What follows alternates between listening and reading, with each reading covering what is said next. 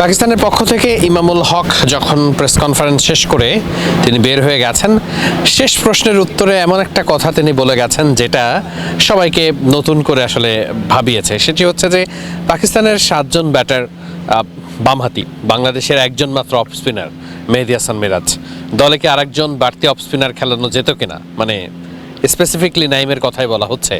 এই আলোচনাটা প্রথম দিন থেকেই হচ্ছিল, যেহেতু বাংলাদেশ আগে ব্যাটিং ছিল তাই বাংলাদেশের বোলিং ইউনিট আসলে এই উইকেটে বা পাকিস্তানের ব্যাটারদের বিপক্ষে কেমন করবে সেটা না দেখে তো আসলে এই আলোচনাটা খুব একটা জোর পায় না। কিন্তু যখন পাকিস্তান আজকে ভালো ব্যাটিং করেছে, পাকিস্তানের উইকেট পেতে যখন আমাদেরকে রীতিমতো খাবি খেতে হয়েছে, তখন কিন্তু আসলে এই প্রশ্নটা উঠেছে এবং তাকে এই প্রশ্নটা করা হয়েছিল যে পাকিস্তান যখন দেখেছে যে বাংলাদেশে একজন মাত্র অফ স্পিনার, এটা কি তাদের কাছে সারপ্রাইজিং লেগেছে কিনা আর ইমামুল হকের কাছে এটা ঠিক মনে হয়েছে কিনা, তখন তিনি বলেছেন যে বাংলাদেশের টিম ম্যানেজমেন্টের চিন্তা ভাবনার জায়গাটাতে তো তিনি নেই, তবে তিনি যদি বাংলাদেশ টিমের এই জায়গাটাতে থাকতেন তিনি অবশ্যই ডেফিনেটলি একজনের বেশি, মানে অফ স্পিনার আরও একজনকে অন্তর্ভুক্ত করতেন। এবং এক নল হ্যান্ড ওয়াশ, ডুয়েল সিলভারের শক্তি ও 8টি ভিটামিন সমৃদ্ধ, যা টাফেস্ট জীবাণু থেকে দেয় 100% শক্তিশালী সুরক্ষা।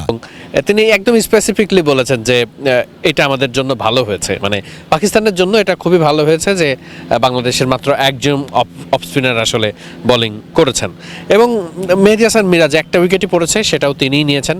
আর কোনো বলার খুব একটা যে থ্রেট তৈরি করতে পারা, মানে একটা ব্যাপার হচ্ছে যে আপনি উইকেট নিয়েছেন সেটা ভিন্ন আলাপ, কিন্তু আপনি একটা ব্যাটসম্যানকে বারবার চ্যালেঞ্জ করছেন, একটা ব্যাটসম্যান আপনার বল খেলতে সমস্যা ফেস করছে, আপনার বল খেলতে তিনি স্বাচ্ছন্দ্য বোধ করছেন না, এইরকম আসলে বাংলাদেশের বোলিংটা মনে হয়নি। এবং কোচ সালাউদ্দিন একেবারে খোল্লাই বলে গেছেন না, তিনি আজকে এসেছিলেন প্রেস কনফারেন্সে, তিনি খুব স্ট্রেট ফরওয়ার্ড বলেছেন যে আমাদের পেসাররা হয়তোবা ঘাস দেখে খুব বেশি এক্সাইটেড হয়ে গেছে, এটা হতেই পারে। মানে প্রশ্নটা এমন ছিল যে উইকেটে প্রচুর ঘাস দেখে আমাদের বলাররা কি একটু এক্সাইটমেন্টের কারণে বেশি লুজ বল দিয়ে ফেলেছে কিনা, মানে এমন একটা প্রশ্ন ছিল।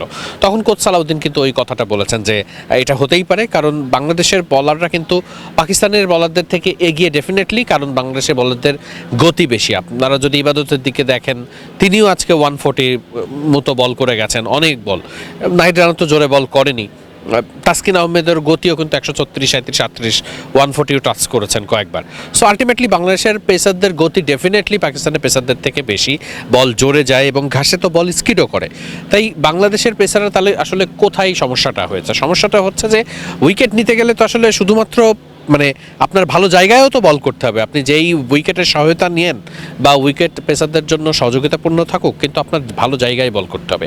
সেই জায়গাটাতে বাংলাদেশের বলাররা মিস করেছে এবং বাংলাদেশের বলাররা মোদ্দা কথা ভালো বোলিং করতে পারেননি। এটা আসলে আমার বা আপনার আলোচনার জায়গা নয়, একেবারে কোচ নিজেই এসে এই কথাটা বলে গেছেন যে সালাউদ্দিন তিনি নিজেই বলেছেন সিনিয়র সহকারী কোচ হিসেবে যে বাংলাদেশের বলারদের আসলে যে বোলিংটা পাকিস্তান করেছে তারা 120-25 গতিতে বোলিং করেছে, কিন্তু তারা ওই রাইট এরিয়াতে বল করে গেছে। সেটা কিন্তু ইমামুল হকও বলেছেন যে তাদের যে আব্বাস আফ্রিদি, মানে মোহাম্মদ আব্বাস যিনি 5টা উইকেট নিয়েছেন, তার আসলে বোলিংয়ের জায়গাটাই এমন, তিনি যে একেবারে স্পেসিফিক জায়গাতে বল করে যেতে পারেন, ব্যাটসম্যানের লেন্থ বুঝে বল করতে পারেন, যেটা আসলে তার শক্তির জায়গা, ওইটা বাংলাদেশ মিস করেছে। আপনি নাহিদ রানা, তাসকিন আহমেদ বা ইবাদত যাদের কথাই বলেন না কেন, তারা আসলে ওই ব্যাটসম্যানকে কাবু করতে দরকার এক্স্যাক্টলি ওই আনকমফোর্টেবল লেন্থ, যে লেন্থে বল করলে ওই ব্যাটসম্যান কমফোর্টেবল ফিল করবেন না, ওইটা আসলে বাংলাদেশের বলাররা করতে পারেননি। সেই জায়গাটাতে আসলে বাংলাদেশ পিছিয়ে গেছে এবং পিছিয়ে যাওয়ার ফলশ্রুতিতেই কিন্তু বাংলাদেশ আজকে ম্যাচে এই মুহূর্তে প্রথম দিনটা যেমন বাংলাদেশের ছিল, আজকের দিনটা কিন্তু পুরোপুরি পাকিস্তান নিজেদের করে নিয়েছে। তাই টেস্টে এখন বলা যায় যে ইকুয়াল অবস্থায়। বাংলাদেশ যদি আবার কালকে ভালোভাবে কামব্যাক করতে পারে বোলিং দিয়ে, তাহলে এই টেস্টে বাংলাদেশ আবারও কামব্যাক করবে। আর যদি বাংলাদেশ সেটি করতে না পারে, পাকিস্তান যদি এইভাবেই ব্যাটিং করে যায়, বড় রান করে ফেলে, তাহলে খুব স্বাভাবিকভাবে টেস্টের চালকের আসনে পাকিস্তান কিন্তু অনেকটাই চলে যাবে। এটি আসলে স্বাভাবিক। মিরপুর শেরে বাংলা জাতীয় ক্রিকেট স্টেডিয়াম থেকে ওয়াহিদ মুরাদ, মিডফিল্ড।